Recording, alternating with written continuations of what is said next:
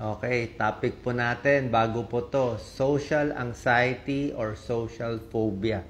Meron ba kayo nito, lalo na sa mga kabataan, ha? Ah, very close to sa puso ko kasi alam ko lahat ng symptoms nito. Ito problema ko mula nung teenager pa ako. Grabe itong social anxiety, social phobia, pwede yan umabot sa depression at kung ano-ano pa. Maraming Pilipino merong ganito. So ano to? Social sa ibang tao. Anxiety or phobia, takot.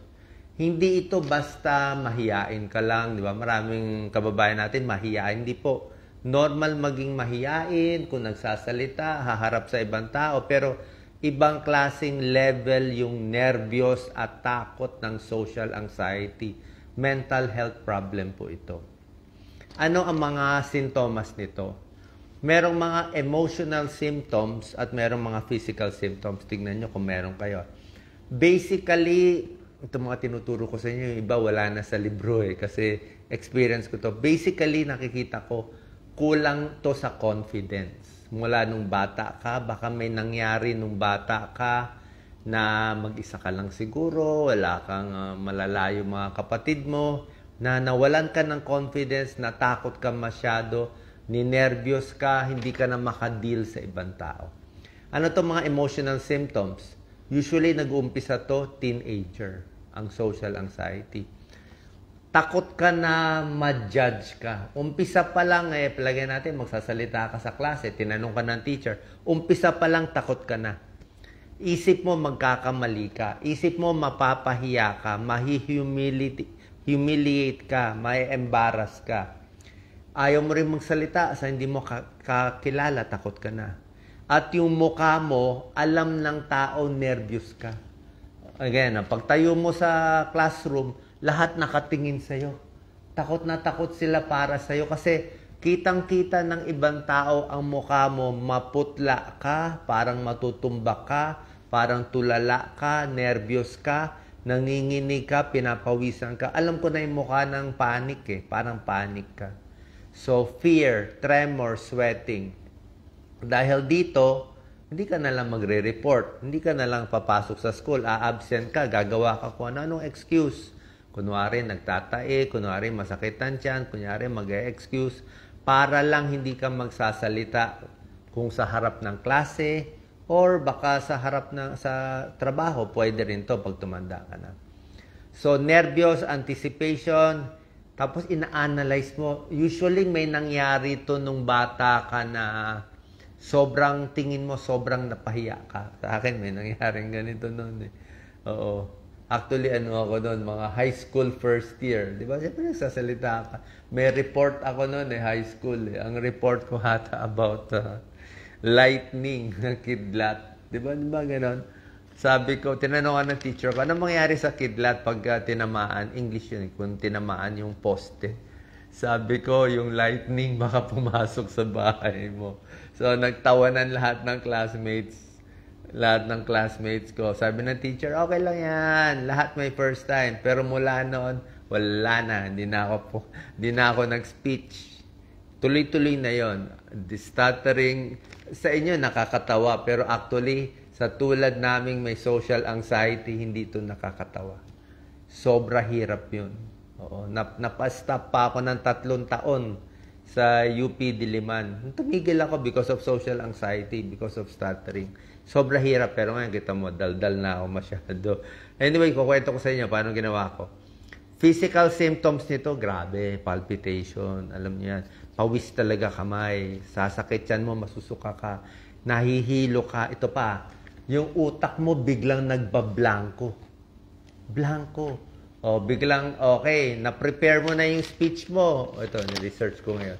Na-prepare mo na speech mo. Pag harap mo doon sa teacher mo, wala na. Wala ka na, wala ka masabi. Nakalimutan mo lahat. Parang zero. Okay, bakit? Social anxiety. Muscle tension. Ang tigas ng mga muscle mo, pati boses mo, high pitch. Taas ng boses mo, naiipit ang larynx, grabe. So, kailan lumalabas ang social anxiety? Usually ako sa speech.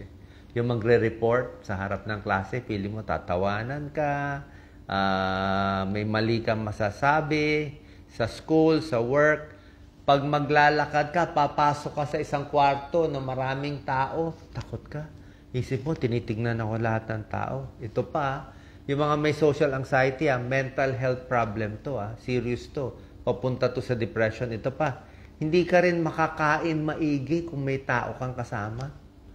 Isip mo, tinitingnan ka, hindi ka makalunok, hindi mo makakain maigi, na hindi ka natutunawan. Isa pa, paggamit ng public restroom sa banyo, lalo na sa lalaki, hindi ka makaihi. Pag may kasama ka sa urinal, ayaw lumabas ang ihi mo. So, dapat may technique ka pa. May technique pa yan eh. Mag-iisip ka na ibang bagay, di-distract mo sarili ko. Minsan ako, nagbibilang ako, ilan yung mga tiles eh. So, pag binibilang ko, madidistract ako, maiihi na ako. Ay, nako. Grabe. Grabe ang paghihirap ng taong may social anxiety. Minsan, kukurutin mo pa sarili mo. All the techniques you're doing para lang makaihi, makasalita, grabe to. I'm sure yung iba pagtatawanan nyo itong kinakwento ko, pero sa taong teenager na sobrang depressed, meron pa nga nagse-self-harm dahil dito. Delikado to. Okay, anong cause nito? Para sa akin, sarili ko lang itong experience, meron kang kinakatakot nung bata ka. Siguro, magulang ko lagi nag-aaway no? Takot ka maiwan, takot ka mamatay.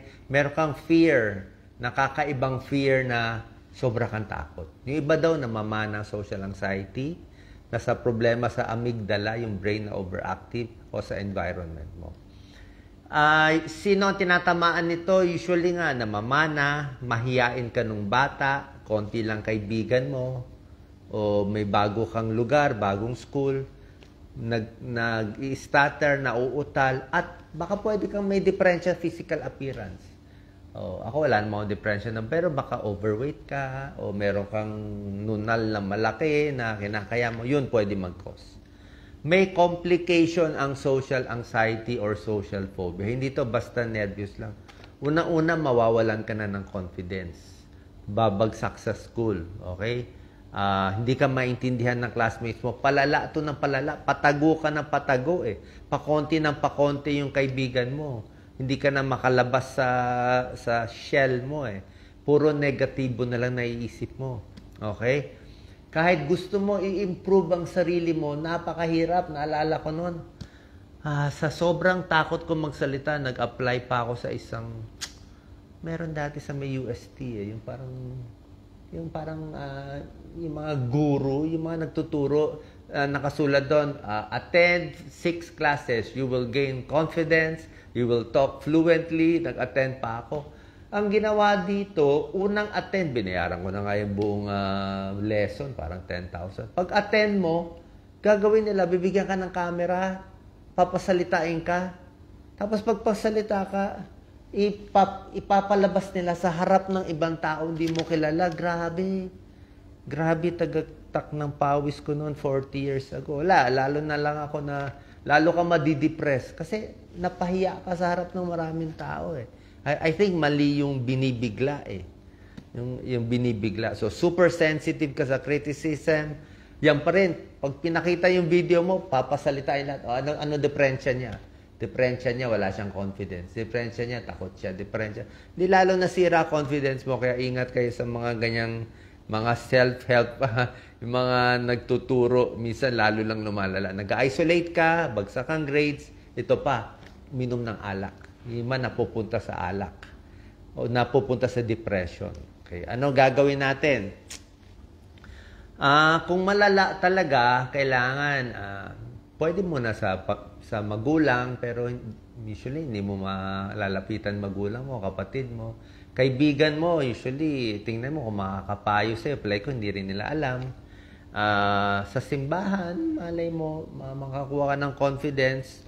Pero usually, psychologist or psychiatrist. Kaya lang mahal ang psychologist, psychiatrist. May tulong sila. Baka mabigyan ka ng gamot for antidepressant. Pwede rin. Pero kung wala kang pera dito, pwede mo i-journal.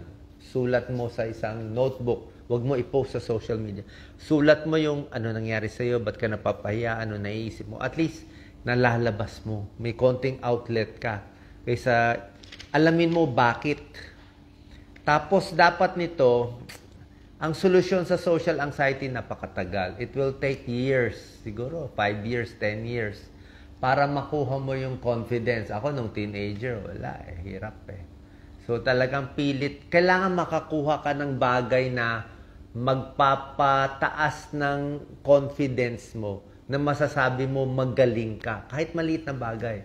Mag-graduate ka sa high school, mag-graduate ka ng college, magkaroon ka ng isang award, maging magaling ka sa isang bagay, whatever it is, music, sports, meron ka isang bagay na pagkukunan ng confidence Pag wala kasi yun, wala feeling mo, ba't may diferensya ako, di ba? Pero unti-unti. Isa pa, so tiis ka muna kasi kahit saan nga pumunta, pagtatawanan ka ng tao, paano iba nga ugali mo, hindi ka makamix Medyo sobra ka ng mahiyain. So, tiis-tiis lang until one day magkakaroon ka na ng konting achievement. Ito pa isang tip ko. Kung takot ka talaga magsalita, public speaking, itry mo muna sa konting tao. Pwedeng ganun. Mag-try ka muna sa konti. Sa 6 people, 5 people. Sa akin, nawala lang nung naging clerk ako, naging intern Kasi nakita ko yung imbis na, ito kasi usually, isip ka ng isip sa sarili mo May diferensya ako, pagtatawanan ako. Pero nung nakita ko yung mga pasyenteng mahihirap, pulubin, na malala, na serious sakit, sabi ko, mas malala pa siya, maasa siya sa akin. So, nagugulo yung utak ko, nag-focus nila ako sa pagtulong. Tsaka, yung mga reporting, may reporting kami sa medical school, yung 60-year-old, female, ito yung sakit, ito yung chief complaint, blah, blah, blah, paulit-ulit. So, mabilis lang yun sabihin, di ba? So, hindi siya mahirap. Parang nagbibilang ka lang So, unti-unti na-expose. Unti-unti, kung ano yung kinakatakutan mo, unti-unti mong gawin. Diba? Hanggang nasanay sa 6 na tao, 10 tao, 20 na tao, nakakakuha ka ng confidence. So, hanapin mo saan ka makakuha ng confidence. Slow exposure, find good friends, mga na-meet ko si Doc Lisa, at least meron kang, siyempre, kung meron kang partner na nagsusupport sa'yo, malaking bagay din. Baka hindi naman tayo ganun kapalpak. Meron naman matinong babae na nagkagusto sa'yo. Mga ganun ba? Marami kang maiisip na wala magkakagusto sa akin, may diferensya ako, hindi ako makaharap sa tao, di ba? Huminto pa nga ako 3 taon dahil dito, grabe. Dami kong libro, meron pa ako libro on stuttering, tatago ko pa yung libro para wala makakita. Grabe. Ganyang kahirap ang social anxiety, social phobia. Sabi ko sa inyo, labanan nyo, unti-unti, it takes years, 5 years, 10 years, pero malalampasan din yan. Huwag lang tayo gagawa ng masama, keep healthy, unti-unti. Hayaan mo lang tawanan ka, bandang huli, kakapal na rin yung balat mo Di ba? Lagi itong video, noong umpisa, takot na takot kayo. Kahit yung mga iba, di ba, takot na takot. Pero after 5,000 video, wala ka ng pake, okay na. Total, hindi man to para sa akin, para to sa mga may social anxiety na nanginginig. Yun lang inisip ko, nanginginig sila, natatakot sila, ayaw na nila tumingin. So, ito yung makakatulong sa kanila. Okay? Meron ding mga bata pa na may social anxiety na mga 10 years old and below. Tignan nyo yung anak nyo. Iyak sila na iyak, mainit ang ulo, ayaw pumasok sa school, ang daming excuse. Pag may pasok na o may report na sa school, biglang magtatae, sasakitan tiyan. At itong mga batang itong may social anxiety, sobra sila asa sa magulang. Kapit talaga. Talagang hindi ka iiyak pag may takot, maghiwalay. So may genetic na may nervyos. At usually itong mga bata, hindi rin humihingi ng tulong. Okay, sana nakatulong itong video natin sa may social anxiety, social phobia. Share natin sa anak natin, sa kaibigan natin para may idea po kayo. Sa itong sakit, mahirap labanan, ay natin umabot sa depression at mas malala pa sa mga drug abuse, umabot pa dyan. Siguro from my experience, basta ako kasi, kung may challenge sa buhay, kailangan meron kang challenge pag may challenge, labanan mo, gawin mo. Diba? Mahirap lang sa una, pero tandaan mo, pag nagawa mo yon, masarap ang feeling afterwards. Okay, mapapahiya ka, magsasalita ka sa maraming tao, nakakatakot. Pero after that, may reward ka naman afterwards. Parang ganito, gawa tayo ng gawa ng video, may reward naman sa magandang comment. Kahit isang comment lang na isang tao may social anxiety na natulungan, okay na po sa atin. Salamat po. God bless.